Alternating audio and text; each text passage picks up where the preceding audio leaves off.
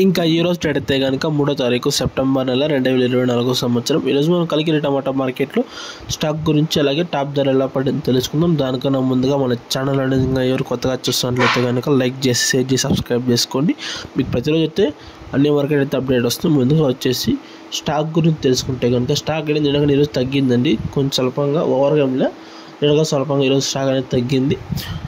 ఈరోజు వచ్చేసి కలికిరి టమాటా మార్కెట్లో 15 కిలోల బాక్స్ అయితే తూకం అనేది ఉంటుంది. టాప్ వచ్చేసి కలికిరి టమాటా మార్కెట్లో 15 కిలోల బాక్సు 350 రూపాయలు అయితే టాప్ రేట్ పలికిందా. సేమ్ నిన్నటిదారులే అని చెప్పొచ్చు.